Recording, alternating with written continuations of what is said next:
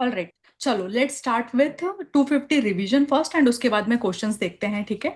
सो 250 में what is the scope of SA 250? SA 250 talks about auditors responsibility. Auditors responsibility regarding what? Auditors responsibility regarding the considerations of laws and regulation when you are doing an audit, ठीक है। Laws and regulation applicable to whom? Auditor को नहीं, applicable to client. So basically client का legal and regulatory framework समझो, उसके साथ में ये समझो कि क्लाइंट उसके साथ कंप्लाई कैसे कर रहा है। सवाल आता है कौन से लॉज एंड रेगुलेशन की बात कर रहे हैं, ठीक है। So will discuss all of that in detail. मेरे को एक बार स्क्रीन शेयर करने दे दो। टु- टु- टु- टु- टु। ना, ना, ना, ना, ना।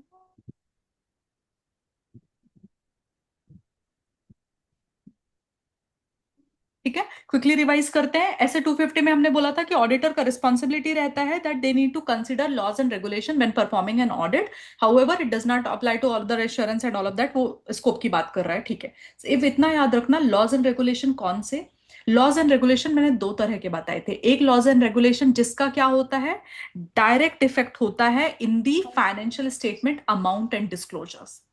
फिर आते हैं हम्म। दूसरे लॉज एंड रेगुलेशन जिसका कोई डायरेक्ट इंपैक्ट नहीं होता है, बट अगर उनका नॉन कंप्लायंस हो गया तो उसका मटेरियल इफेक्ट फाइनेंशियल स्टेटमेंट में आ जाएगा, right. So what is the yes ma'am. Objective of auditor when he is doing ऐसे 251? जो डायरेक्ट इफेक्ट वाले लॉज एंड रेगुलेशन है जिसका फाइनेंशियल स्टेटमेंट के अमाउंट एंड डिस्क्लोजर में इंपैक्ट आएगा, उसका sufficient and appropriate audit evidence obtain करना है। जो हम्म। इनडायरेक्ट वाले हैं जिस that may have material effect because of non compliance, उसके लिए स्पेसिफाइड ऑडिट प्रोसीजर लगाना है। The answer is specified audit procedure. Question specified audit procedure कैसे लगाएंगे वो हम अभी आगे देखेंगे, बट कुछ याद है स्पेसिफाइड ऑडिट प्रोसीजर में क्या पढ़ा था? दो चीजें।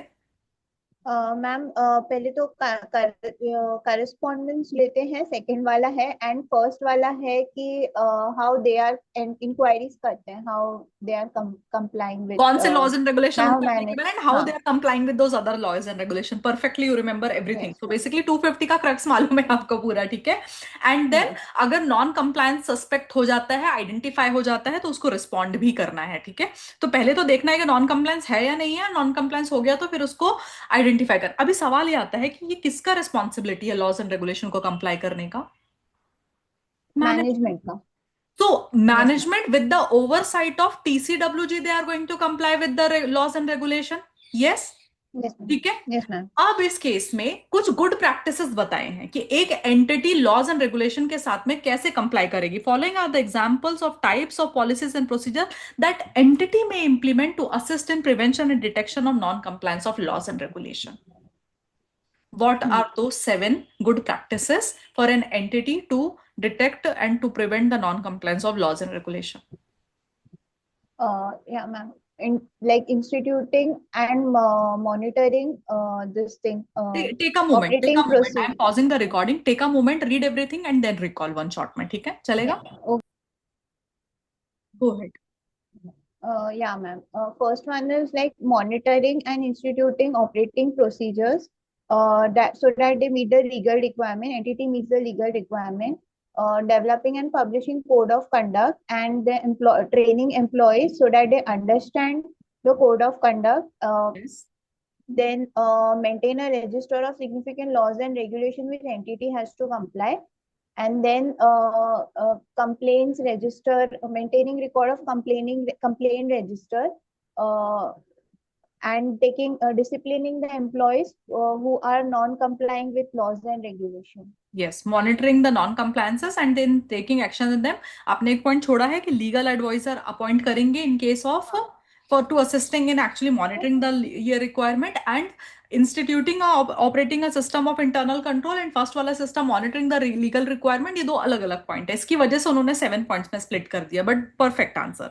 और लार्जर एंटिटीज में क्या होता है, already internal audit function, audit committee जो होते हैं, they become part of the compliance function, तो ये लोग ये चेक कर लेते हैं। ये हो गया एंटिटी का रिस्पॉन्सिबिलिटी। हमारा क्या रिस्पॉन्सिबिलिटी है, ठीक है। सो हमारा रिस्पॉन्सिबिलिटी दो केस में, अगेन दो टाइप के कैटेगरी के लॉज एंड रेगुलेशन है। Laws and regulation which have a direct effect on financial statement amounts and disclosure, उसके लिए sufficient and appropriate audit evidence लेना है कि entity is actually complying with the provision of those laws and regulation. Other laws and regulation जिनका direct effect नहीं होता है, but उनके नॉन कंप्लायंस की वजह से एंटिटी को मटेरियल पेनल्टीज वगैरह लग सकती हैं। तो उस केस में क्या करोगे? तो for other laws and regulation that do not have direct effect on amount, auditor का रिस्पॉन्सिबिलिटी इज लिमिटेड हो जाता है। ठीक है, कि वो इतनी चीजें चेक करेगा। क्या चेक करेगा वो अभी अपन ऑडिटर्स कंसिडरेशन में आगे देखेंगे। लेकिन हमने बोला था कि एग्जाम में हमको क्वेश्चन पूछा जा सकता है, what are the auditor consideration for compliance of the laws and regulation. तो हम उसको जेनरिक आंसर देंगे। हम बोलेंगे सबसे पहला उसका रिस्पॉन्सिबिलिटी है कि वो उस एंटिटी को लगने वाले सारे लॉज एंड रेगुलेशन का, उसके एनवायरमेंट का एक जनरल अंडरस्टैंडिंग लेगा। So as part of obtaining understanding of the entity and its environment, उसको जनरल अंडरस्टैंडिंग लेना है किस चीज का, कि कौन से लॉज लगते हैं और एंटिटी उससे कैसे कंप्लाई करती है। ठीक है, फिर जो डायरेक्ट इफेक्ट वाले लॉज एंड रेगुलेशन होंगे उसके लिए वो sufficient and appropriate audit evidence लेगा। जो इनडायरेक्ट वाले हो गए उसके लिए वो मैनेजमेंट से इंक्वायर करेगा कि भाई आप कैसे कंप्लाई करते हो सारे लॉज एंड रेगुलेशन से, और वो इंस्पेक्ट करेगा correspondence with relevant licensing and regulatory authorities. During this entire audit procedure आप remain alert, you have to remain alert कि भाई कोई नॉन कंप्लायंस का सीन तो नहीं बन रहा है यहां पर। एंड लास्ट में टू सेव योर सेल्फ, बहुत सबसे बढ़िया काम होता है, obtain written representation from management by saying कि बॉस तुम मुझे लिख के दो दैट तुम्हारे जितने भी नोन इंस्टेंसेस से जो तुमको पिछले एक साल में पता चले हैं non compliance of laws and regulation के, that you have disclosed to me, मुझे लिख के दो कि तुमने मुझे डिस्क्लोज कर दिया। ठीक है, in your Yes, head ma'am. Recall the whole thing again. हाँ, I am pausing the recording, recall करो एक बार ताकि फिर वो आंसर लिखने के टाइम पे अटकोगे नहीं। अगला सवाल आता है, हमको नॉन कंप्लायंस मिल गया है एज एन ऑडिटर, हमारे ऑडिट प्रोसीजर्स लगाने की वजह से नॉन कंप्लायंस मिल गया है, अब क्या करना है? Now this kind of questions become very important. See everything else is also important, but जब नॉन कंप्लायंस मिल गया है तो सीए फाइनल के लेवल पे वो यही टेस्ट करेंगे ना कि जब गलतियां मिल जाएंगी तब आप कैसे बिहेव करोगे। So this kind of questions becomes the trigger for ICI to ask. इसके ऊपर जो देखा वो सब इंपॉर्टेंट था, I am not saying that, but Shweta ऐसे पहचानना रहता है कि हर एक स्टैंडर्ड के अंदर जब भी नॉन कंप्लायंस या कुछ भी फ्रॉड या पकड़ गया है तो उसके बाद जो रिस्पेक्टिव ऑडिट प्रोसीजर बनते हैं वो आपका सबसे पहला क्वेश्चन होना चाहिए, जो आपके फिंगर टिप्स में होना चाहिए कि अगर auditor becomes aware of any information that shows कि नॉन कंप्लायंस हुआ है, ये सस्पेक्टेड नॉन कंप्लायंस है, तो उसको ऑब्टेन करना पड़ेगा अंडरस्टैंडिंग किस चीज का, कि कौन सा एक्ट हुआ है, किन हालातों में हुआ है, और उसका फाइनेंशियल स्टेटमेंट में क्या पॉसिबल इफेक्ट है। अगर वो सस्पेक्ट करता है नॉन कंप्लायंस तो डिस्कस करेगा मैनेजमेंट के साथ में। अगर मैनेजमेंट सफिशिएंट इंफॉर्मेशन नहीं प्रोवाइड करता है तो लीगल एडवाइस लेने का। सफिशिएंट इंफॉर्मेशन, उसको अगर सस्पेक्टेड नॉन कंप्लायंस के बारे में भी सफिशिएंट इंफॉर्मेशन नहीं मिल रहा है तो लैक ऑफ, ये जो पॉइंट 3 और 4 आर कनेक्टेड, कि लैक ऑफ इंफॉर्मेशन की वजह से आपके ओपिनियन में इफेक्ट आएगा ना सडनली। अब आप डिस्क्लेमर देने पर चल हो सकता जाना पड़े आपको, अगर वो लॉज एंड रेगुलेशन इतने लाइक मटेरियल है तो। लास्ट में auditor shall evaluate the implication of non compliance in other aspect of the audit, जो बाकी भी जो ऑडिट चल रहा है उसमें देखो, प्लस रिस्क असेसमेंट पे वापस कंसिडर करो, जो अभी तक बाकी रिटर्न रिप्रेजेंटेशंस आपने इकट्ठे किए हैं उसकी रिलायबिलिटी के ऊपर वापस सोचो कि यार वो रिलायबल है या नहीं है, and then you take the appropriate action. Make Okay, sense? ma'am. I give you a moment, you revise the whole thing again. Now, coming to the last part of SA 250 revision, that is reporting, because now you have done everything. Now, so you have identified or suspected the non-compliance. Then what do? Should we just keep that information to ourselves? No. So first, you will have to report the non-compliances to TCWG. Then along with that, you will have to report the non-compliances in your audit report also. And sometimes it may be possible that you might have to report these matters to the persons outside the entity, that is the regulatory and enforcement authorities. Make sense? Yes, ma'am. Right? So when you are reporting to TCWG, you will report to them what is the matter involving the non-compliance. If you feel that the matter involved is the matter of non-compliance is intentional and material both, then you communicate with TCWG ASAP. And if management and TCWG both are involved, then you look for the higher level of authority. And if there is no other higher level of authority exists, you obtain the legal advice. If you have to take the impact of that non-compliance in your audit report, find out the effect of it. What is the impact? If the impact remains material and has not been disclosed in the financial statement by the entity, you give qualified or adverse opinion. If auditor is precluded by the management from obtaining sufficient and appropriate audit evidence, management बोल रहा है कि नहीं नहीं, we will not tell, no no, you can't talk to legal advice, we don't consider all of, you give disclaimer, qualified or disclaimer depending on the pervasiveness. If you are unable to determine कि non compliance है या नहीं है, ठीक है, Yes, ma'am. why? Because of any limitation imposed by the circumstances and or limitation imposed by circumstances or by management TCWG in both the cases, then you consider what is the effect that you are going to take in your opinion. Okay, ma'am. Okay, Done? ma'am. You might need to report this matter to the regulatory enforcement authority. Yeah. Yes, ma'am. Determine whether you are required or not. Determine first that you are required and then you report to the regulatory authority. Whatever the suspected, non-suspect, like, suspected or identified non-compliance are there, make sure that you are documenting along with the discussions and what is the result of discussions that you had with the management, TCWG, or any other party outside the entity regarding these non-compliances or suspected non-compliances. Yes. Okay, ma'am. Go through the reporting part again, then we'll go to the questions. Yes, ma'am. Now, based on the revision only अभी हमको आगे लेकर के जाते हैं इसको, ठीक है। Question number 1 of SA 250, chapter का ये क्वेश्चन नंबर 10 है, बट इस स्टैंडर्ड का क्वेश्चन नंबर 1 है। पहला क्वेश्चन मैं पढ़ती हूँ, फिर इसके बाद के क्वेश्चंस आप रीड करो, ठीक है।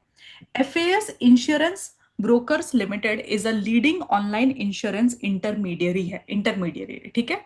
During the year, Director General of GST Intelligence has issued notice to the company for allegedly creating fictitious invoices for marketing and sales services. Notice आ चुका है, ये दिमाग में होना चाहिए, नोटिस आ चुका है। Amounting to 50 crores in favor of non-life insurance companies, मतलब इस एफएएस इंश्योरेंस ब्रोकर्स ने 50 करोड़ के फर्जी इनवॉइसेस रेज किए हैं। The premises of the company were also searched during the year by the DGGI officials. Search भी हो गया है. The matter was also informed to IRDAI by DGGI for violation of norms and regulation. मतलब insurance company का जो governing body है, उनका regulatory body है, दैट इज IRDAI, उनको भी जाके उन्होंने एक बता दिया है। Does above situation has any bearing on your responsibility as a stat auditor of the company? Outline briefly in context of possible non-compliance with the laws and regulation by the company. ठीक है। सो अभी इसमें नौकलार वगैरह वाला angle मत लेकर के आना। दिस इज प्योरली फ्रॉम ऐसे 250 पॉइंट ऑफ व्यू कि 250 में लॉज एंड रेगुलेशन के साथ में नॉन कंप्लायंस, और नॉन कंप्लायंस कैसे आपको पता चल रहा है? सस्पेक्टेड नॉन कंप्लायंस तो पता चल रहा है ना कि भाई डीडीजीआई ने छापा भी मारा है, फर्जी इनवॉइसेस के केस में नोटिस भी इशू कर दिया, IRDA को भी कंप्लेन कर दिया है। So many things have happened, right? So now you remember two things. There are two angles you have to. First, when there is a identified non-compliance, what are the steps that you take? And when there is a suspected non-compliance, what are the steps you take? And then in the end, you also have a reporting angle, right? So not that you have to write the full reporting angle, but I'm telling you how you have to think like in that direction. Like there has to be one liner of the reporting as well. So all of these points will come to your conclusion. But first let's start based on our understanding. And so how we start, as per there is always one golden rule in audit. Whenever you are starting an answer and you don't know how to start that standard answer, you always start with scope. But in this case, so we know okay, that there is a allegation and everything, like there is a identified or suspected non-compliance. But generally, pata nahi chalta hai, Shweta, right? So in that case, what do? You start with writing the scope. As per SA 250, the auditor SA 250 deals with the auditor's responsibility regarding XYZ. वैसा, ठीक है? अभी इस case में how will we write the answer? As per SA 250, then you write the full name of the standard है यहाँ पर, because मुझे ना डिजिटल बोर्ड में लिखने के लिए स्पेस कम पड़ जाता है sometimes because of the way it is ये करके। So you write the full name of standard as per SA 250।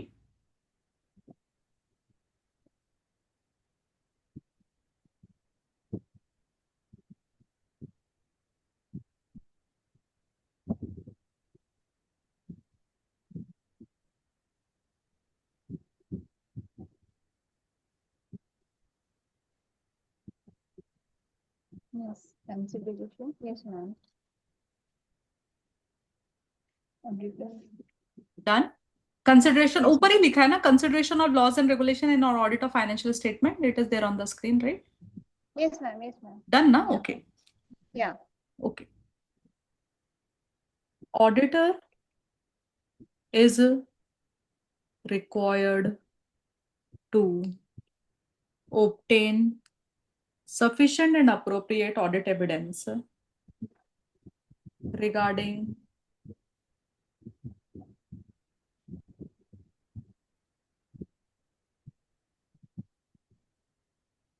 Compliance. Data.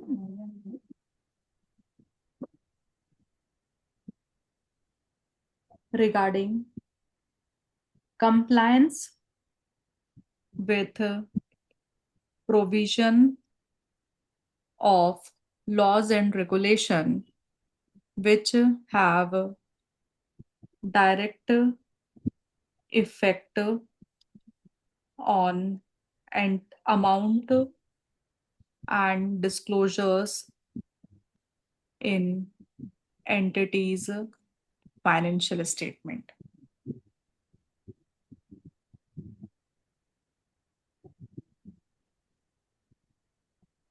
Now, this doesn't talk about other laws and regulation. अभी आप सोच करके देखो, GST related matter है. GST related matter is going to have direct effect only, no? So let's not talk about the other laws and regulation. No, this is how you have to identify कि कितना लिखना है, वरना हम पूरा लिखते चलेंगे कि नहीं नहीं other audit laws, other laws and regulation में specified audit procedure लगाना है. ऐसे तो आंसर फिर कभी खत्म ही नहीं होगा, right? So this is about the direct laws and regulations, right? Now, how do you connect with the case scenario? You say when auditor becomes aware of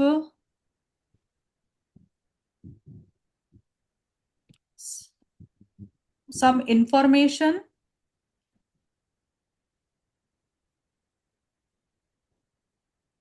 about investigation. Now this is completely our analysis, because there is an investigation जो यहाँ पर हुआ है DDGI के द्वारा, right?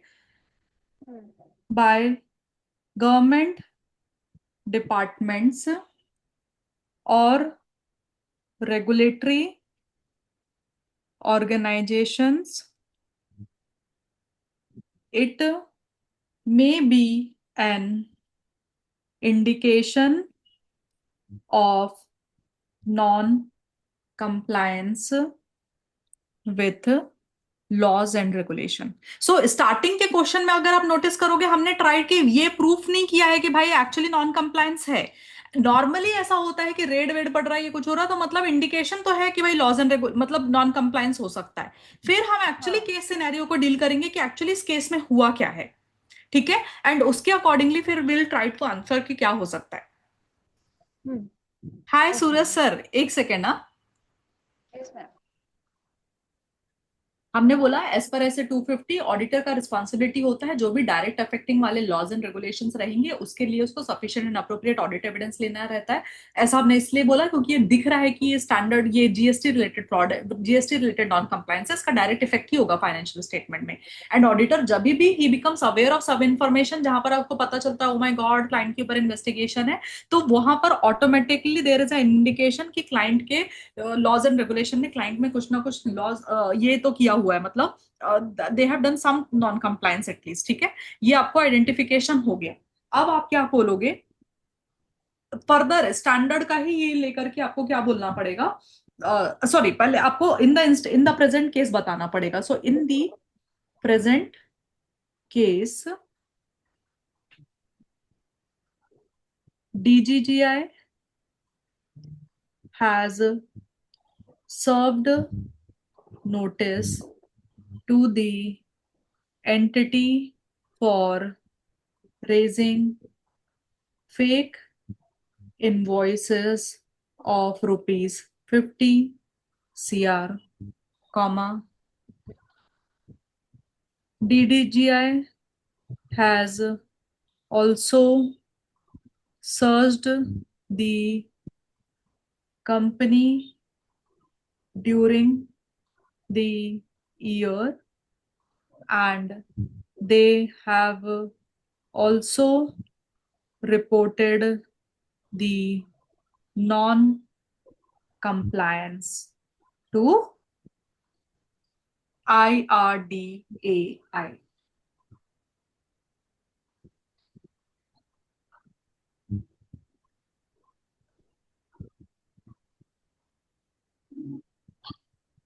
Now इससे आपको क्या पता चल रहा है?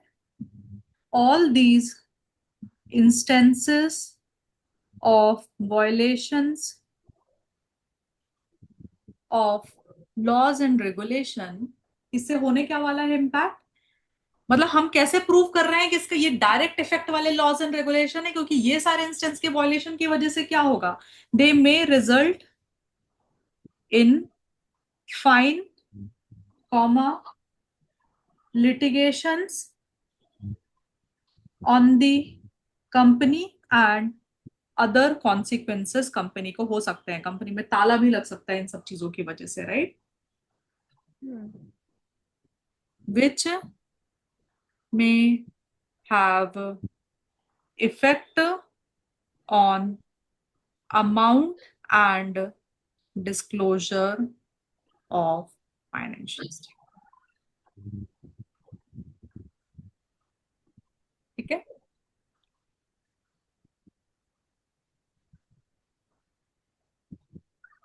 अभी दो चीज मैंने बताई थी आपको, आप भी ऐसे एरोस करके लिखोगे। हाँ, इफ ऑडिटर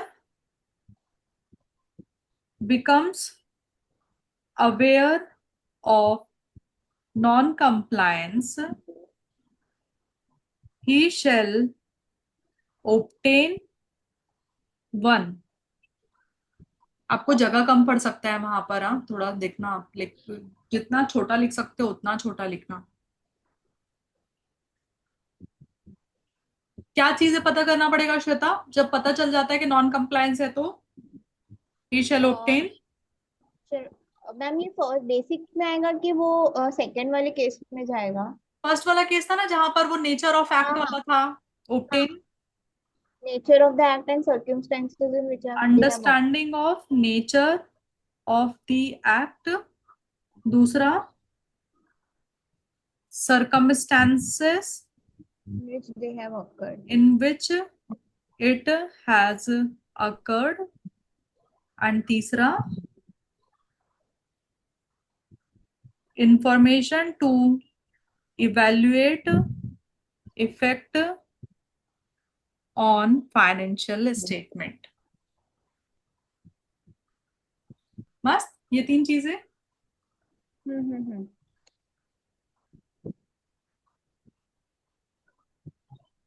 सेकंड पॉइंट क्या है? हाँ, सेकंड पॉइंट, सॉरी, थर्ड वाला क्या बोल रहे हो? दूसरा पॉइंट है।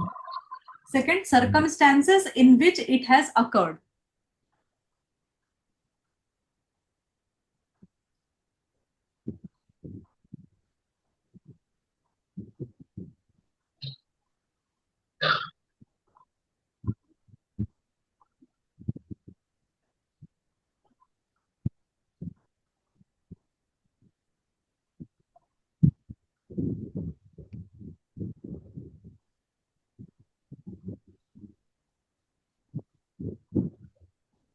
ठीक है, अब इसमें दो एंगल निकल के आते हैं, ध्यान देना। डीजीजीआई ने जो आईआरडीए को कंप्लेन किया है वॉयलेशन का, वो तो डेफिनेटली उसके ऊपर लिटिगेशन एंड क्लेम्स फाइन वगैरह लगने ही वाला है। जो डीजीजीआई का नोटिस आया है कंपनी को 50 करोड़ की फर्जी इनवॉइस के ऊपर, वो सस्पेक्टेड नॉन कंप्लायंस है, उसका अभी तक इंपैक्ट कुछ नहीं आया है। सी, ऐसे तो डिपार्टमेंट तो बहुत सारे नोटिस भेजता रहता है, वो नॉन कंप्लायंस में कब बदलेगा? जब वो केस ये आगे ये होगा, तो ये सस्पेक्टेड नॉन कंप्लायंस है। तो सस्पेक्टेड नॉन कंप्लायंस के केस में आपको क्या करना था? इन केस ऑफ, सस्पेक्ट हाँ, सस्पेक्टेड नॉन कंप्लायंस के केस में पहले तो इनको ये करना है, करस्पॉन्डेंस लेना है, इंक्वायरी करना है नहीं वो मैनेजमेंट। नहीं, सस्पेक्टेड नॉन कंप्लायंस आपको पता लग गया है, सस्पेक्टेड नॉन कंप्लायंस ढूंढना नहीं है। अभी हम किस स्टेज में है श्वेता? यहाँ पर हमको पता लग चुकी है चीजें। वो सब अपन स्टेप लगाते हैं जब अपन पता करते हैं कि डायरेक्ट इफेक्ट वाला कुछ हुआ है, सस्पेक्टेड कुछ हुआ है क्या। अब अपने को मालूम चल गया सस्पेक्टेड है, then You discuss the It's a matter with TCWG auditor and manage. shall discuss the matter with management and TCWG.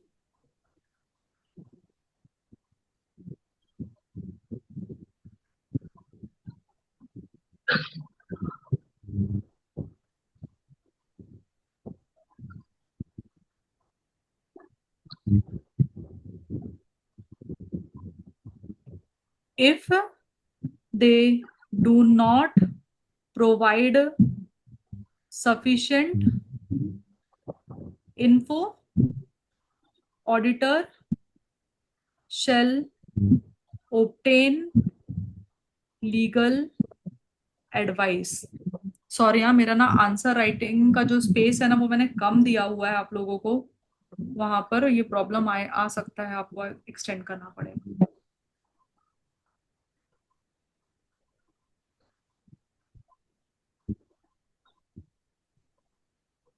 ठीक है, ये दोनों केसेस में, एंड प्लस इसके साथ में the auditor shall consider the effect of both identified and suspected non compliance on his audit report and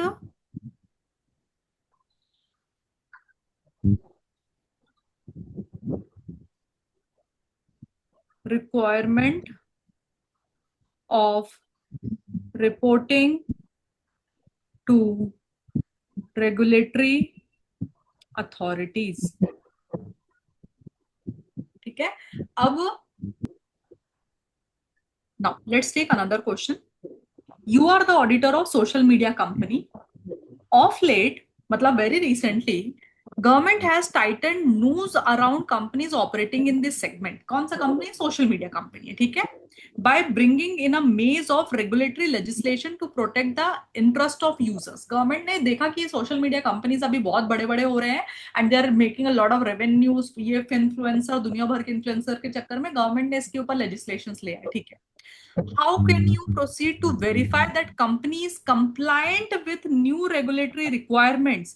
Besides, what does above situation underscore to you as an auditor? Now, अभी imagine करके देखो कि ये कितना मतलब कितना open ended question है, इससे आप कुछ भी एनालाइज कर सकते हो और आप लिख सकते हो।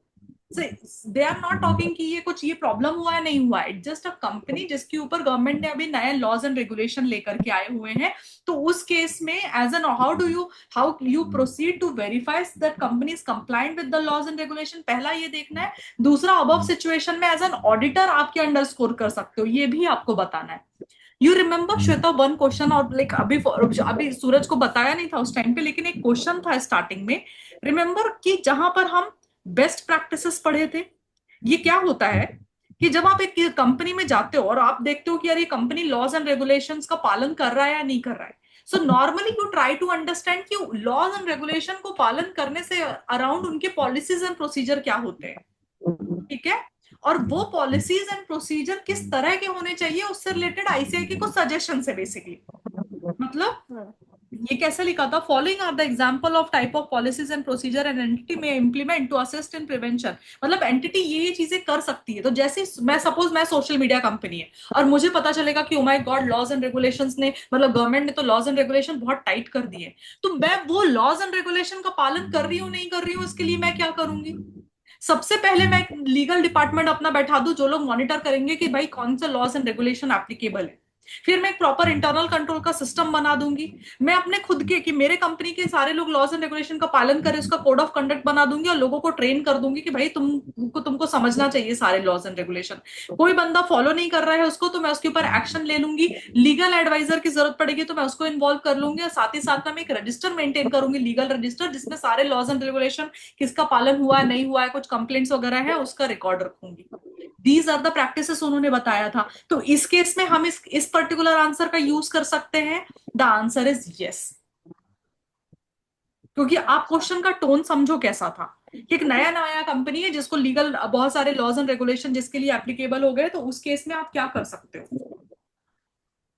ठीक है। सो लेकिन how do you start the answer, you don't start with the best practices. पहले आप बताते हो कि ऐसे 250 में डायरेक्ट लॉज एंड रेगुलेशन के साथ में क्या किया जाता है एंड ऑल दैट, राइट। थोड़ा सा आपको स्टार्टिंग में वो ऑब्जेक्टिव बताना पड़ता है स्टैंडर्ड का।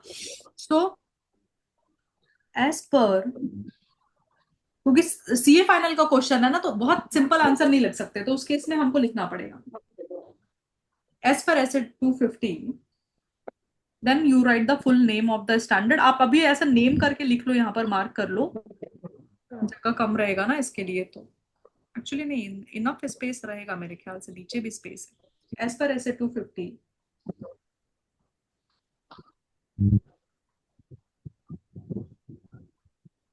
Auditor is required to obtain sufficient and appropriate audit evidence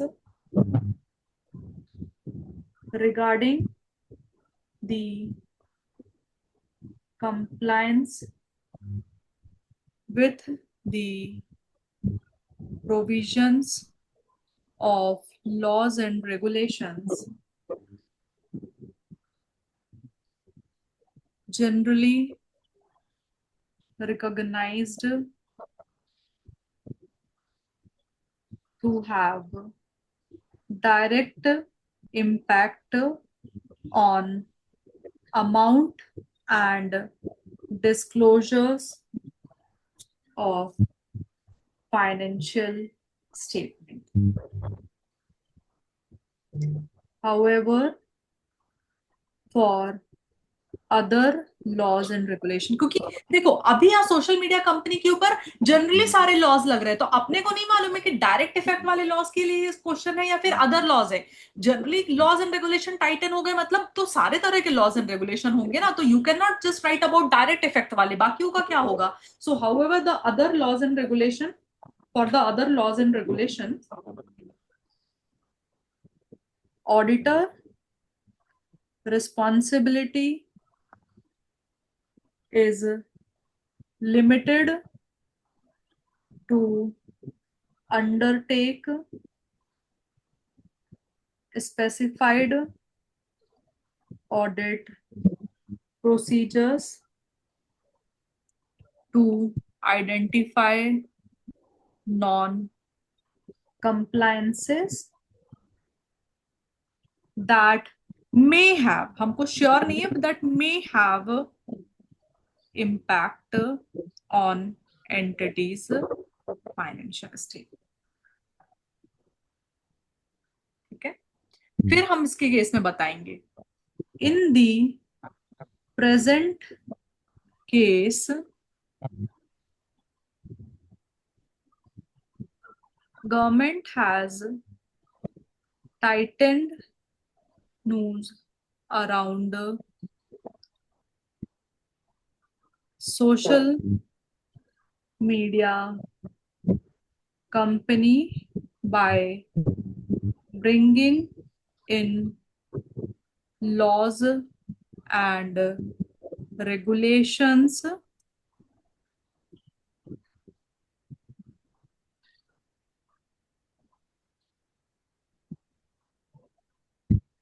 सो ऐसे केस में क्या करना पड़ेगा हमको, therefore the auditor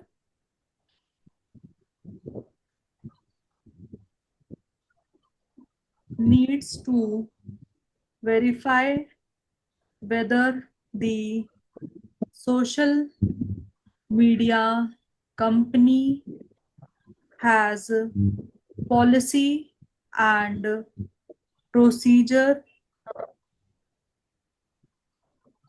in place to comply with such laws and regulation। आप सिर्फ ये देखना पड़ेगा कि आप वेदर आपके क्लाइंट ये खुद करता है या नहीं करता है। ठीक है। क्या हुआ।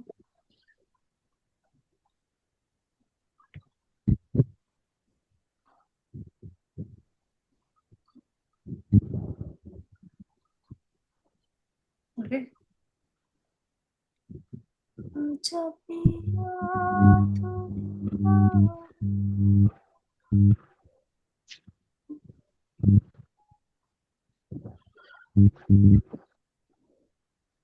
से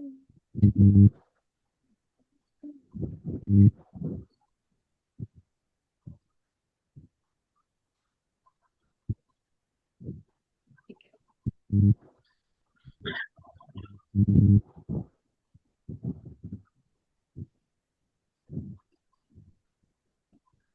अभी बेस्ड ऑन दैट आंसर जो हमने लिखा लर्न किया था हम लिख सकते हैं such policy and procedure shall allow company to monitor its legal and regulatory requirement, comma, it shall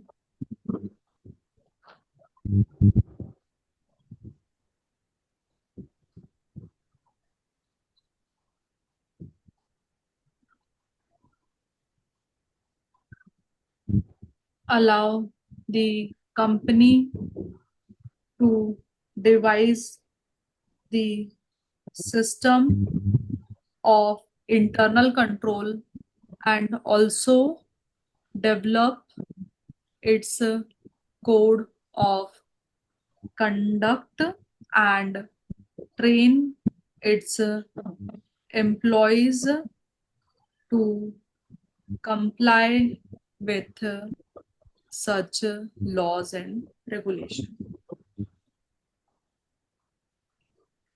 Company may also engage legal advisors. ये सारी चीजें आपको चेक करनी है वो वहां आपके क्लाइंट प्लेस पे है या नहीं है. मैम ये such policy change procedures shall also उसके बाद क्या लिखा है? Allow company. Okay, shall allow company. ठीक है. रिमेम्बर लास्ट में उन्होंने क्या पूछा था कि हाउ ये जो पूरा सिनेरियो है एज एन ऑडिटर आपको कहां पर पुट अप करता है. What will be your situation. एक बार इतना तक लिख लो फिर मैं उसके आप पे बताती हूँ क्योंकि इसमें एक साथ दो क्वेश्चन थे उस क्वेश्चन के अंदर. ना माई इंपॉर्टेंट पार्ट इज मैं इस क्वेश्चन में क्या हाईलाइट करवाना चाहती थी कि वो क्या बोल रहा है. Besides what does above situation under score to you as an auditor. क्योंकि आपके सामने आपके क्लाइंट के ऊपर कुछ ऐसे लॉज एंड रेगुलेशन लग जाए तो आपका दिमाग क्या चलना चाहिए कि बॉस अगर ये लॉज एंड रेगुलेशंस का इम्पैक्ट मेरे क्लाइंट को मेजर हो रहा है, ठीक है, तो ये मेरे रिस्क असेसमेंट प्रोसीजर को इफेक्ट करेगा. ऐसे 315 में जो आप रिस्क असेसमेंट करते हो वो रिस्क असेसमेंट प्रोसीजर के टाइम पे आपको नहीं ध्यान देना पड़ेगा कि ओ माय गॉड अभी तो क्लाइंट के ऊपर नए लॉज एंड रेगुलेशन लग गए हैं, अगर क्लाइंट इसका फुलफिलमेंट नहीं करेगा उसको नॉन कंप्लायंस की वजह से इंपैक्ट हो सकता है, इसके फाइनेंशियल स्टेटमेंट में बहुत सारे राड़े हो सकते हैं अगर ये नॉन कंप्लायंस कर रहा होगा लॉज एंड रेगुलेशन का, तो it will suddenly impact your audit procedures. All this scenario के आपके क्लाइंट के ऊपर न्यू लॉज एंड रेगुलेशन लगना. क्या बोलते हो as an auditor. Right now this is something you will have to. अभी आप सीख रहे हो बट इस तरह से फाइनल में then we have to use our brain to write this kind of answer. नहीं तो बहुत बार बच्चों को समझ में ही नहीं आता कि क्या पूछा है. Besides what does above situation under score you as an auditor. तो आपको बोलना पड़ेगा कि बॉस मेरा तो पूरा का पूरा रिस्क असेसमेंट प्रोसीजर ही चेंज हो जाएगा. ठीक है. तो आप लिखोगे due to new regulatory requirement there can be operational and financial pressures to entity and it is a fraud risk factor and therefore it may need to be evaluated by the auditor as part of his risk assessment procedure. Ma'am ये fraud risk factor में module में इसका example दिया है कि अगर change regulation होता है तो इट्स प्रेशर क्रिएट होता है, वो इंसेंटिव प्रेशर वैसे सब है ना वो। हाँ तो एक्चुअली ये because it will create incentive. कहाँ पर होगा इंसेंटिव के डिफरेंट, जैसे वो सेल्स टारगेट वगैरह, मतलब कि अगर इतना सेल्स टारगेट आपने अचीव कर लिया तो मैं आपको डबल आपका बोनस कर दूंगा, सो that is a incentive. But pressure कहाँ से क्रिएट होता है कि अरे यार अभी इतना सेल्स टारगेट अचीव करना है तो उसके लिए चलो लाइक कुछ फ्रॉड करते हैं, कुछ फेक सेल्स ऑर्डर्स बुक करते हैं। तो yes you are right, fraud risk factor वहां दिया। So that is how you connected 240 and 250 together chapter 2 से, yes ma'am. Right. Next question करेंगे, क्वेश्चन नंबर 12 गाइस।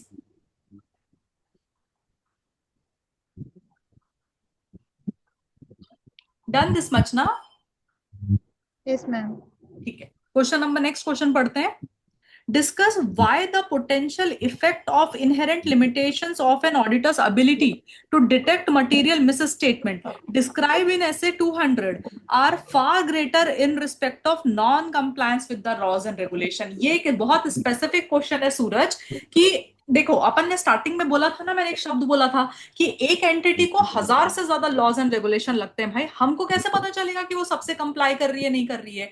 तो it is also an inherent limitation. याद है सी इंटर में अपन पढ़ते थे inherent limitations of an audit, right? So वैसे ये भी तो एक इनहेरेंट लिमिटेशन है कि इतने सारे लॉज एंड रेगुलेशन हमको कैसे पता चलेगा उस केस में, राइट? सो इसका एक टॉपिक है अपने बुक्स में ऐसे 250 में, हमको उसके हिसाब से आंसर करना पड़ेगा।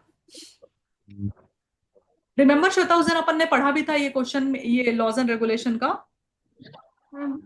Yes ma'am. Just a second.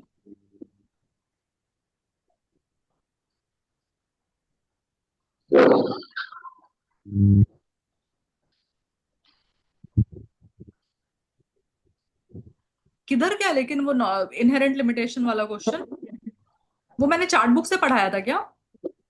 Ma'am वो कोई और ऐसे में था जो फर्स्ट ऐसे हमने लिया था, उसमें ये चीज थी।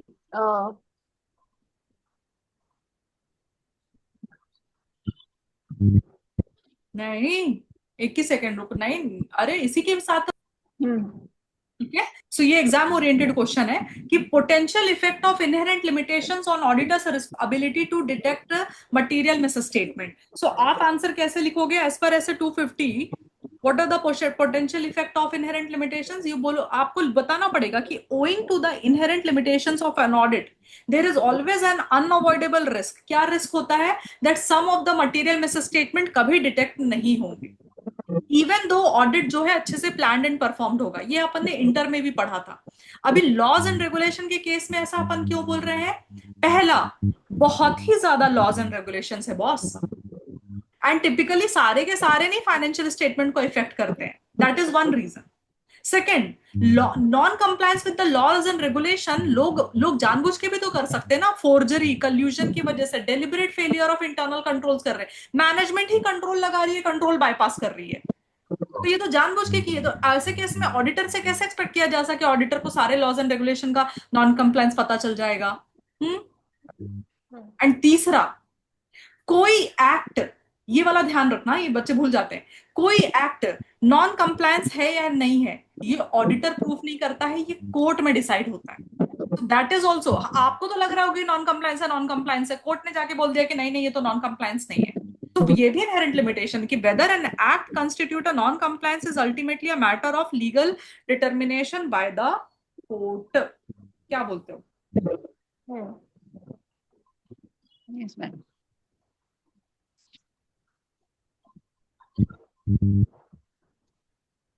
ठीक है, so will you write this answer from here? इतना ये पूरा ही लिखना है, ये पूरा आंसर ही नोट डाउन करना पड़ेगा, ठीक है। आई विल पॉज द रिकॉर्डिंग क्योंकि रिकॉर्डिंग फिर बहुत लंबा हो जाता है, तो आप लिखना चालू करो इसके साथ में, you start to write. I will pause the recording वरना रिकॉर्डिंग लंबा हो जाएगा, एंड कुछ डाउट रहेगा तो आप पूछ लो मुझे। Now let's read the next question, answer मत देखना।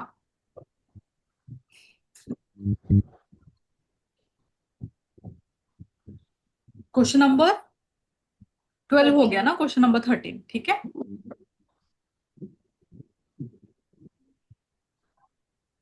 CA Anand is the engagement partner for audit assignment of NST Limited, engaged in manufacturing of iron and steel bars. The company has its plants in the state of Sikkim.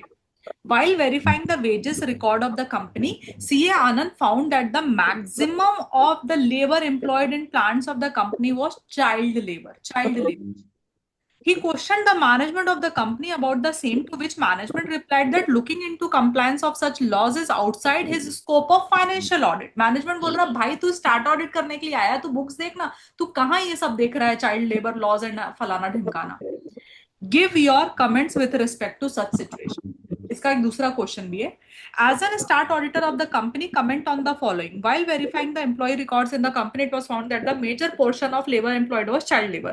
On questioning the management auditor was told that it was outside his scope to look into the compliance with such laws and regulation. अब मुझे आप बताओ इसका क्या answer होना चाहिए।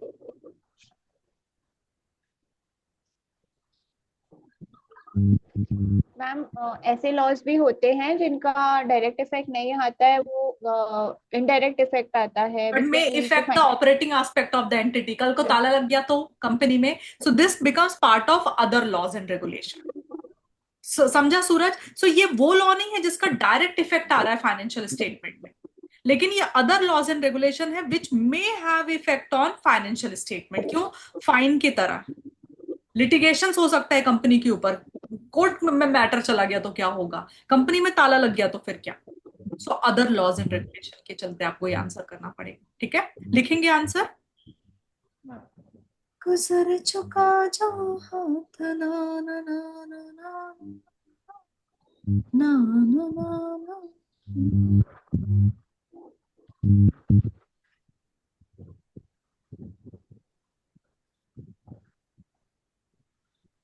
ठीक है। अभी क्वेश्चन क्या पूछा है कि एज एन ऑडिटर आपका काम नहीं है, मैनेजमेंट बोल रहा है कि सुनो ये आपका काम नहीं है ये सब देखने का, so please you stay outside of this matter, right? ऐसा उसने बोला ना। ओके, बताते हैं अभी उसको। एज पर ऐसे 250, नेम का जगह छोड़ना थोड़ा सा, auditor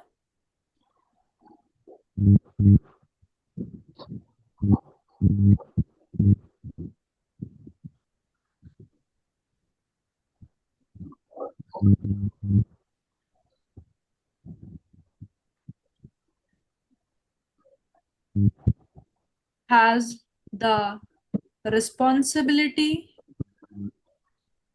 to obtain sufficient and appropriate audit evidence regarding those laws and regulation which have direct effect on amounts and disclosures of financial statement.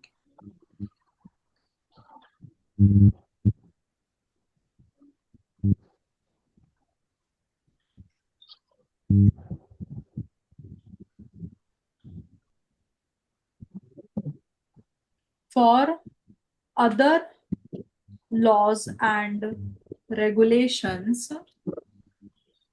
auditors' responsibility is limited to undertaking specified audit procedure to help identify non-compliance with those laws and regulation that may have effect on the financial statement. ठीक है। In the present case, maximum labor employed was child labor. management told that looking into compliance of such law is outside the scope of financial audit. So आप क्या बोलोगे? Such reply by the management is not acceptable, as such situation may have material effect on financial statement.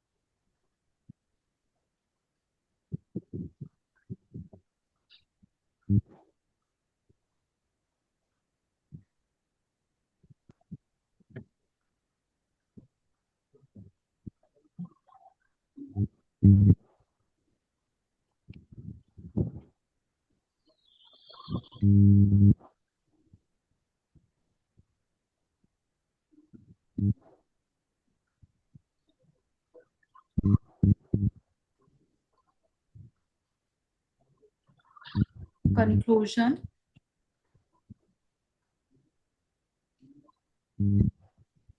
Auditor should ensure as to whether any penal provisions will be there for the non-compliance with such laws, and whether entity has properly disclosed the same in financial statement. ठीक है?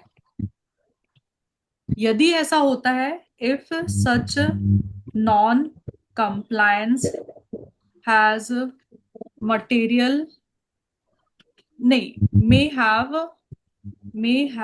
material effect on financial statement and entity has not disclosed it in the financial statement, फिर auditor क्या करेगा? Auditor shall express. सूरज, क्या करना चाहिए ऐसे case में? मटेरियल इम्पैक्ट है और एंटिटी ने डिस्क्लोज भी नहीं किया है फाइनेंशियल स्टेटमेंट में, हो सकता है मटेरियल इफेक्ट मटेरियल इफेक्ट और फाइनेंशियल स्टेटमेंट में एंटिटी ने डिस्क्लोज नहीं किया है, फिर कैसा ओपिनियन देंगे? The auditor shall express modified opinion में भी क्वालिफाइड और एडवर्स ओपिनियन, बराबर?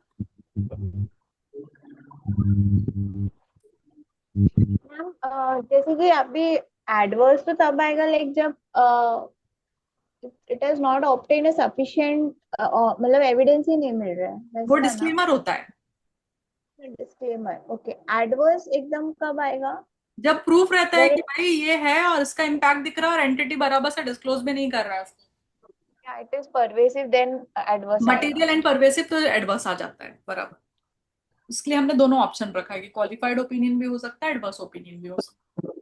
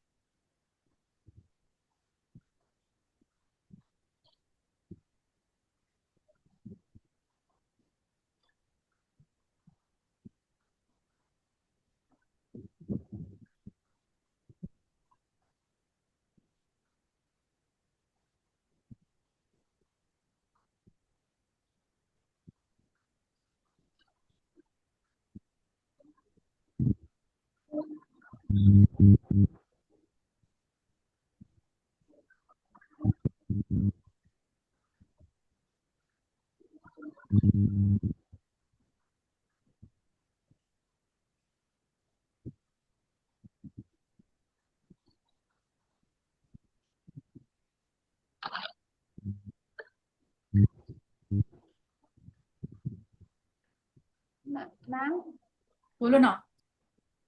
मैम ये वाले क्वेश्चन में ये आंसर क्यों नहीं है, determine the nature and act of circumstances in which they have occurred, ऐसे वो हम लोग ने ऐसे इसके सेंटेंसेस क्यों नहीं लिखे अदर हम लोग लॉज एंड इसमें? रेगुलेशन है ना, अदर लॉज एंड रेगुलेशन में आप थोड़ी लिखोगे कि determine the nature of act, और ये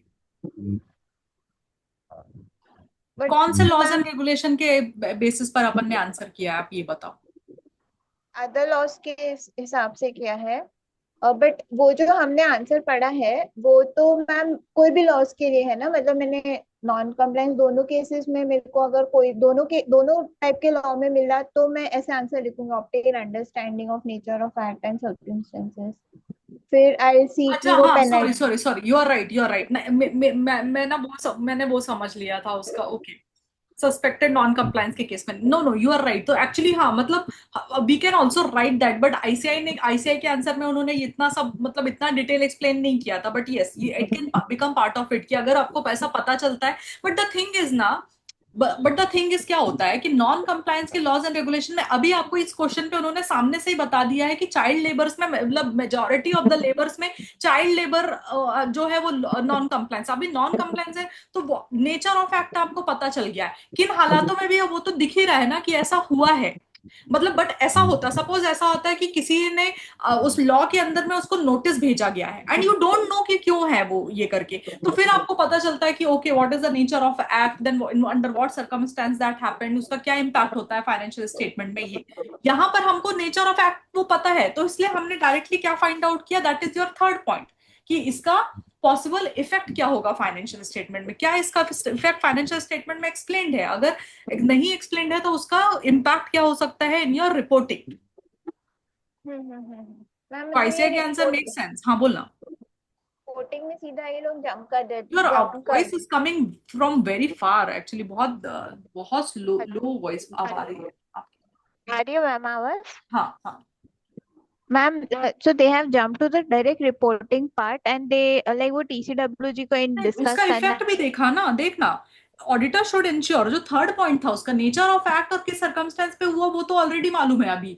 उन्होंने क्या बोला, थर्ड पॉइंट क्या था कि identify what is the impact, so इसके लिए बोला कि auditor should ensure that whether any penal provisions will be there for non compliance with such laws, मतलब उसका इफेक्ट क्या है फाइनेंशियल स्टेटमेंट है, वेदर इज उसका पीनल प्रोविजंस क्या है, and whether it is going to have a effect in the financial statement, and if yes, then you have to consider its impact on the reporting. So report वाला case आपका यहाँ पर आया है, this part. Okay या So ये आपका audit procedure हो गया, एक्चुअली कंक्लूजन बहुत जल्दी लिख दिया है यहाँ पर, बेटा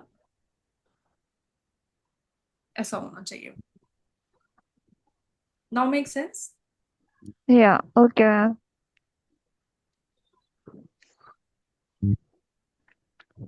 नेक्स्ट क्वेश्चन करेंगे, क्वेश्चन नंबर 14। तीन ही क्वेश्चन बाकी है, 14 15 16, तीन ही है ना इसमें, 14 15 एंड 16। हम्म। नहीं नहीं, एक और है, 17 भी है।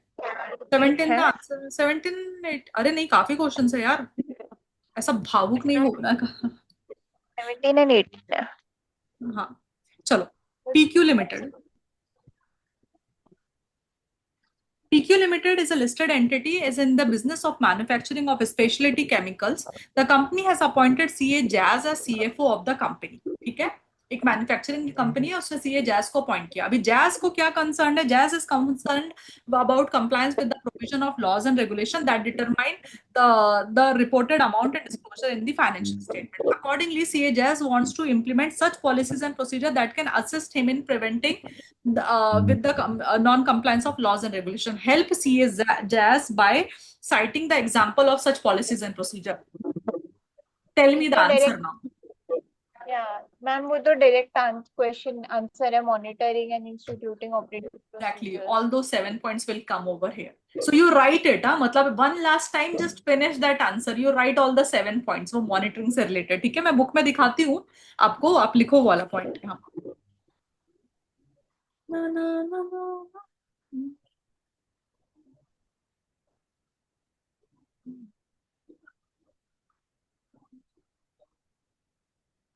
किधर गया बाबा?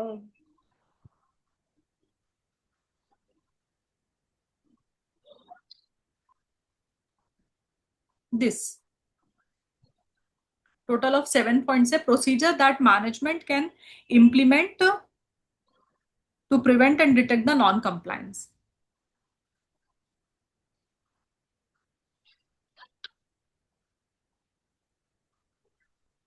एक्चुअली इसका आंसर लिखने के लिए बुक में भी जगह है ना आपके, वहां पर लिख लो, कंसेप्ट बुक में लिख लो, वो ज्यादा बेटर है। और कंसेप्ट बुक में रेफरेंस दे देना क्वेश्चन का। Right the points in concept book, and concept book में रेफरेंस दे दो क्वेश्चन नंबर का, तो क्वेश्चन में वापस रिपीट नहीं करना पड़ेगा। समझा ना? मैम हाँ, क्वेश्चन नंबर 17 में भी सेम पॉइंट्स है ऐसे। अच्छा, रिपीटेड क्वेश्चन ही है क्या वो? ठीक है, समझा ना सूरज मैंने क्या बोला? कंसेप्ट बुक में लिख ले, नहीं क्या? आंसर बुक में लिख लो इसे। हाँ, वो उसमें स्पेस है ना कंसेप्ट बुक में ये आंसर लिखने की, जी वहां पर लिख ले और वहां पर रेफरेंस दे देना, रेफर क्वेश्चन नंबर 17 एंड कौन सा बोला श्वेता? 17 वाला। 17 एंड ये वाला कौन सा क्वेश्चन नंबर था? 14।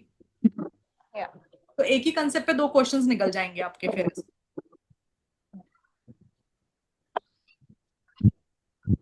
14 में तो ये लिखना ही है ना। 14 में मत लिखना, मतलब देख क्या हो गया, अभी 14 में भी यही आंसर आएगा, 17 क्वेश्चन में भी यही आंसर आएगा, कंसेप्ट बुक में भी वो लिखना है ना। तो कंसेप्ट बुक में ऑलरेडी जगह होगी ना अपने ये आंसर लिखने की, ये वाला। तो मैं बोल रही हूँ कंसेप्ट बुक में लिख ले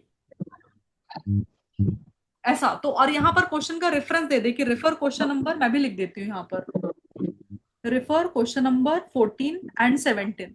तो क्या होगा कि जब खुद रिवाइज करोगे ना, कभी बैठोगे, तब वहां पर क्वेश्चन बैंक में लिख लेना। अभी कंसेप्ट बुक कंप्लीट कर लो। हम कौन बुक में कौन सा पेज नंबर है ये? पेज नंबर है अपना 2.9। मैंने कंसेप्ट बुक में भी बहुत जगह स्पेस रखा हुआ है जहां पर ऐसे पॉइंट वाइज क्वेश्चन आते हैं ना, तो वो खुद लिखना पड़ता है आपको ऐसा।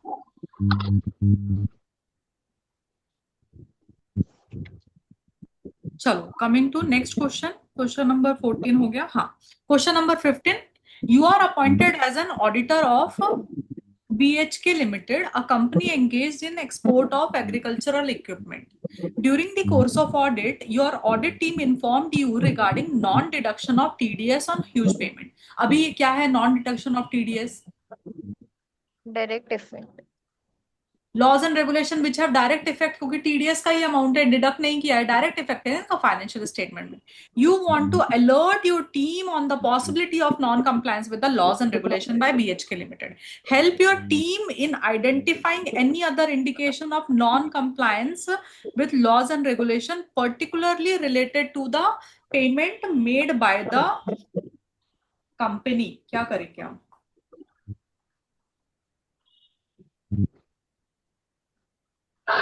इसका एक स्पेसिफिक क्वेश्चन है, किसी भी एंटिटी पे compliance with laws and regulation आपको चेक करना है, ठीक है? तो उसके लिए there are set of things जो आपको चेक करनी पड़ती है, वो लिस्ट है। एक एग्जाम क्वेश्चन है, एक बार याद कर लोगे, देख के चले जाओगे, जिंदगी भर याद रहेगा आपको, ठीक है?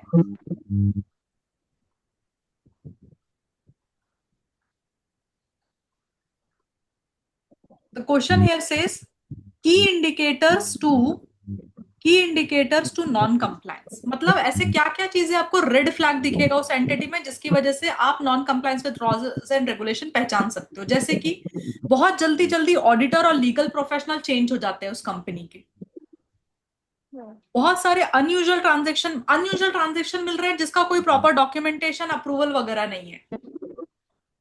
इंटरनल एंड एक्सटर्नल एलिगेशंस बहुत आते हैं, कंपनी बहुत सारे कंप्लेंट्स एलिगेशंस वगैरह लग रहे हैं। गवर्नमेंट ड्यूज का पेमेंट ही नहीं कर रही है आपका क्लाइंट।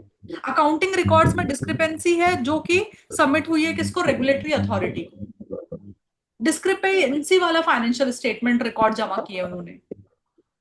मीडिया में बहुत गलत गलत बातें बोली जा रही है आपके क्लाइंट के बारे में। आपके क्लाइंट ने ड्यूरिंग द ईयर कोई फाइन्स पेनल्टीज पे किया हुआ है,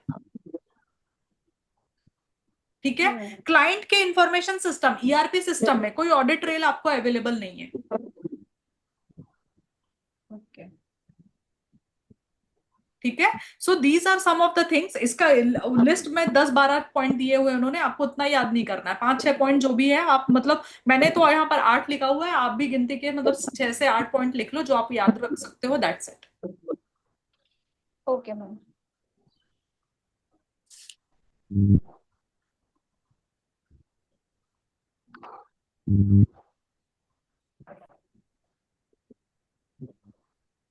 अरे क्वेश्चन नंबर 6 है, CA Abhinandan is an auditor of KM Private Limited. During the course of audit, CA Abhinandan becomes aware of information concerning an instance of non-compliance or suspected non-compliance with laws and regulation. आपको कुछ जानकारी मिली है जिससे आपको लग रहा है कि नॉन कंप्लायंस हो सकता है या सस्पेक्टेड नॉन कंप्लायंस हो सकता है। Now, being a senior partner of CA Abhinandan, guide him regarding the audit procedure to be followed when non-compliance is identified or suspected. Now, this is a very specific question, very particular specific question. यहाँ पर आप कुछ और नहीं लिख सकते। सवाल क्या है कि जब सस्पेक्टेड नॉन कंप्लायंस या फिर नॉन कंप्लायंस मिल जाए तब क्या करना है। तो ये जो आंसर है ना श्वेता का, कि लाइक श्वेता वाज आस्किंग ना पहले कि हम वो क्यों नहीं लिख रहे हैं, नॉन कंप्लायंस मिल गया, नेचर ऑफ एक्ट क्या है, नहीं, वहां से आंसर स्टार्ट होगा कि आइडेंटिफाइड नॉन कंप्लायंस में ये 3 चीजें देखेंगे और सस्पेक्टेड नॉन कंप्लायंस में ये 2-3 चीजें देखेंगे। Okay ma'am. समझा? लिखते हैं एक बार, आप लिखते हैं क्योंकि ये मैंने बोला ना, इस टाइप के क्वेश्चन जो रहते हैं ना ये इंपॉर्टेंट रहते हैं एग्जाम पॉइंट ऑफ व्यू से।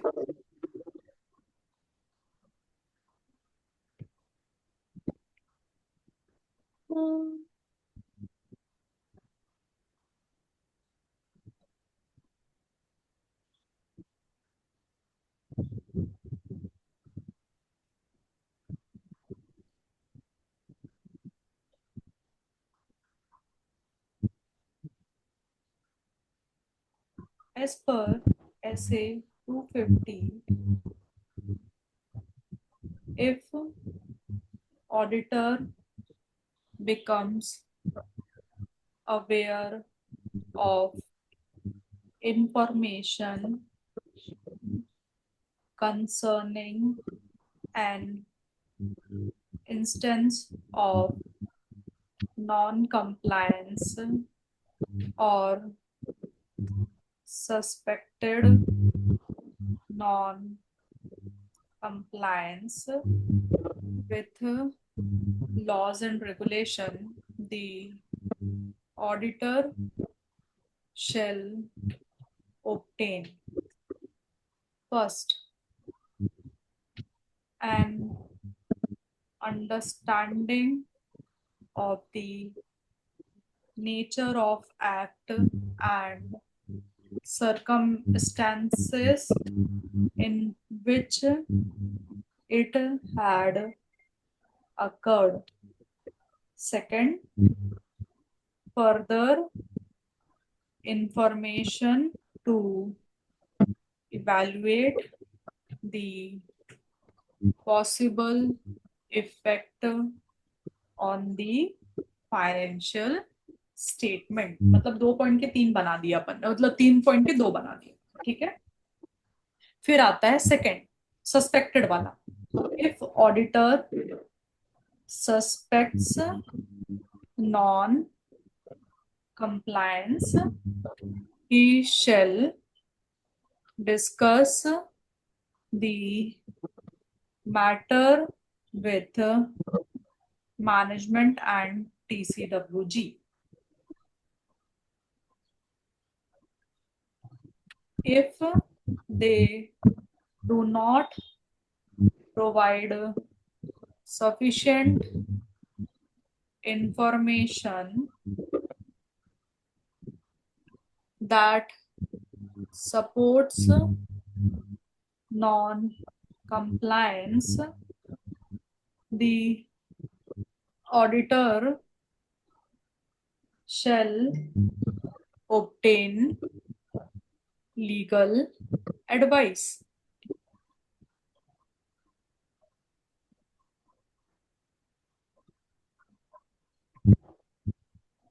He shall also consider the effect of insufficient information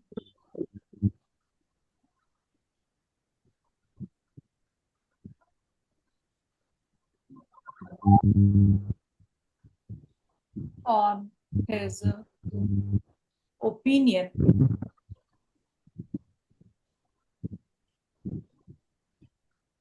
ठीक है? And what would be the most conclusive point? He shall consider the implication on other aspects of audit, comma, risk assessment and reliability of other written representation and take action accordingly.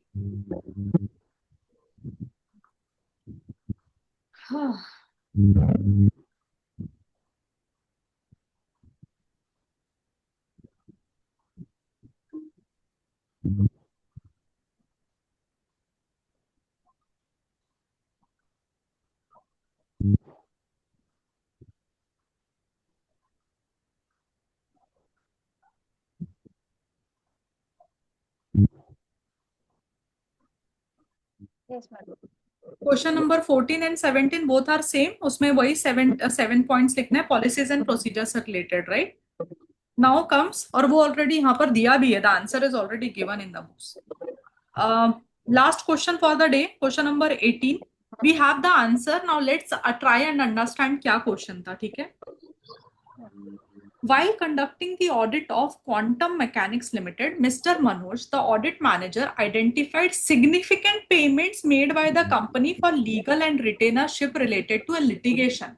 एक case चल रहा था, उनका matter चल रहा था court के सामने, उस लिटिगेशन के चलते उन्होंने भारी रिटेनरशिप फीस और लीगल फीस कंपनी ने पे की है.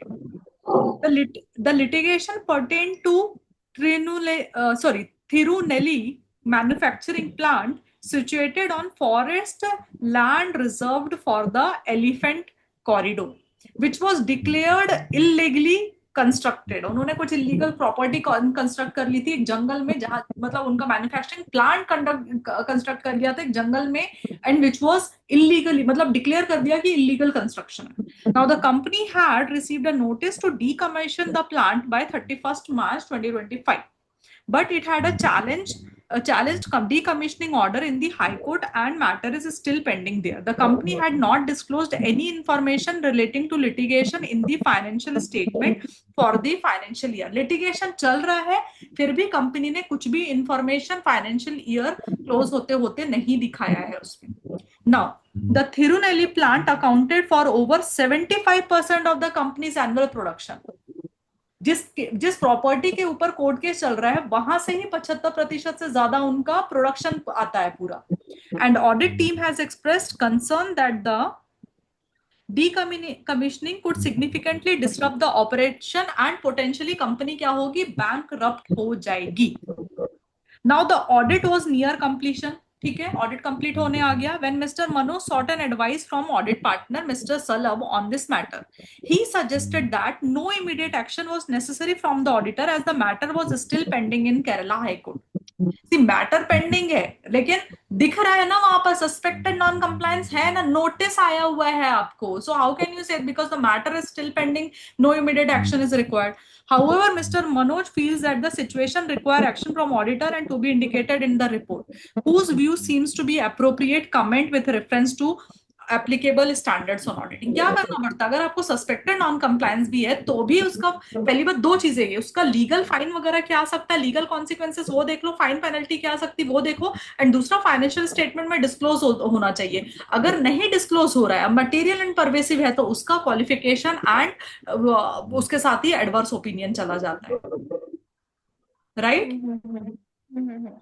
ऐसा ही होगा. Yes ma'am. एक बार पहले के दो पैरा में तो उन्होंने सब ऐसे का रेफरेंस और सिचुएशन दिया होगा. लास्ट के दो पैराग्राफ पढ़ते हैं, ठीक है. Contrary to the auditor's partner suggestion that no action is necessary as the matter is pending in the High Court, the requirement of SA 250 and 705 necessitate a different approach. The auditor should express either a qualified or adverse opinion on the financial statement based on the level of impact of that non-disclosure. Further above situation में एक और चीज हो रही है. above situation involve pending litigation and regulatory proceeding against the entity that में अगर successful हो गई, कंपनी के खिलाफ हो गया, तो it will result in claims that the entity may not be able to justify. क्योंकि जंगल विभाग का प्रॉपर्टी में अपना प्रॉपर्टी कंस्ट्रक्ट कर लिया है उन्होंने, राइट. सो कितना बड़ा पेनल्टी आ सकता है उसके ऊपर, कैसे सेटिस्फाई करेगी कंपनी, प्रॉब्लम हो सकता है. So it is an example of event of condition that may cast significant doubt on entities ability to continue as a going concern. SA 570 का एंगल लिया क्योंकि कंपनी में ताला लग जाएगा ना. So therefore, however, no disclosure is made about this. So as per SA 570, it also mandates auditor to express either a qualified or adverse opinion in accordance with and in accordance with SA 705 if adequate disclosure is not made about material uncertainty in the financial statement. As a non-disclosure of such significant matter would have material and pervasive effect on financial statement, adverse opinion is appropriate. Therefore, Mr. Manoj view, जो partner है उसका view जो है वो, sorry जो बंदा है वो ऑडिटर है उसका व्यू प्रॉपर है, पार्टनर ऑडिटिंग पार्टनर का नहीं. सो दैट इज हाउ, मतलब उन्होंने इम्पैक्ट कैसे बताया. उन्होंने बोला कि पूरा प्रोडक्शन का 75% तो उसी मैन्युफैक्चरिंग प्लांट से आता है. सो अगर ये फैक्ट्री बंद हुई तो कंपनी का गोइंग कंसर्न खतरे में आ गया. तो अगर ऐसी मटेरियल अनसर्टेनिटी होती है तो कायदे से उन 570 के अकॉर्डिंगली एंटिटी को खुद जाके फाइनेंशियल स्टेटमेंट में डिस्क्लोज कर देना चाहिए थे, उन्होंने नहीं किया. तो ऐसे केस में तो आप एडवर्स ओपिनियन दे दोगे ना बिकॉज ऑफ इट्स इफेक्ट. क्या बोलते हो. Yes ma'am. Yeah. And so far जो भी क्वेश्चंस आए थे 250 में, as of now we have completed all of that, right. क्या बोलती है जनता पार्टी. आज के दिन आज आपने सारे क्वेश्चंस लिख लिए हैं, ठीक है. इन फ्यूचर आपको क्वेश्चंस लिखने नहीं है. अब आपका सिर्फ रिकॉल सेशन होगा. Every time you are revising आप सिर्फ रिकॉल करोगे. कभी मन किया तो क्वेश्चंस एंड आंसर के थ्रू रिकॉल करो. कभी एक लिखना एक दो बार ही पड़ता है, बार बार नहीं सेम चीजें रिपीट मोड के बैठ गए फिर लिख रहे हैं, टाइम वेस्ट बहुत होगा. रिकॉल करो, कंक्लूड करो दिमाग में एंड खत्म कर दो. एक दो बार देख लिया ना तो फिर दोबारा देखने, एग्जाम तक देखने की भी जरूरत नहीं पड़ेगी. You would know the answers directly. Yeah ma'am. Okay. ठीक है. Yes ma'am. अभी for tomorrow let's make session to be little bit heavy. 402 करते हैं एंड 402 के हाथों हाथ जो क्वेश्चंस हैं वो करते हैं. 402 actually we have already started but book reach होने का वेट कर रहे थे. अभी 402 में वी हैव क्वेश्चंस 1 2 3 4 5 6 क्वेश्चंस तो वी हैव, राइट. तो करते जाएंगे और साथ ही साथ उसके क्वेश्चंस निपटा लेंगे. देखते हैं कैसे कर सकते हैं. पहले 402 निपटाएंगे अच्छे से क्योंकि बड़ा स्टैंडर्ड है वो पूरा, है ना. काफी उस दिन भी हम पढ़ रहे थे, हमको पूरा एक दिन गया था. सो कल वापस उसको अच्छे से रिवाइज करेंगे. और यहाँ पर सूरज फिर अभी पूरा एप्लीकेशन ऑफ माइंड, तो एकदम टाइम से आना, अपन अच्छा टाइम स्पेंड करेंगे क्योंकि ये इंटर के सिलेबस में नहीं था, जैसे 250 नहीं था. बराबर. Done sir. मिलते हैं कल 402 में, फिर खत्म करेंगे. तो फिर धीरे धीरे और थोड़े बड़े बड़े स्टैंडर्ड की तरफ जाएंगे जो सिर्फ सीए फाइनल के लेवल पे है. पहले पहले वो सब निपटाते हैं अपन. Ma'am 600 series. आ 600 सीरीज. 600 सीरीज ना. हाँ इसके बाद वो करते हैं. ओके मैम, कल ओके 402 या थोड़ा हैवी हो जाएगा, तो उसके बाद 600 का सीरीज थोड़ा फिर भी लाइटर है कंपैरेटिवली, तो फिर वो कर लेंगे अपन। ओके मैम, क्योंकि ओके 402 यस के बाद ना डायरेक्टली 540 नहीं ले सकते, 540 एक अलग लेवल का हैवी स्टैंडर्ड आ जाता है, तो फिर 600 सीरीज करेंगे, फिर 540 कर पाएंगे अपन। लेकिन मैम, कनेक्ट यस कर मैम, पा रहे हो ना सो फार अभी तक? यस मैम, यस मैम, ठीक है ना, चलेगा, कल मिलते हैं 5 बजे। Bye bye. Ya have a great bye, yes rest of ma'am, the day, जितना बचा हुआ 3-4 घंटे। ठीक है, चलो, good night ya everyone, bye. Good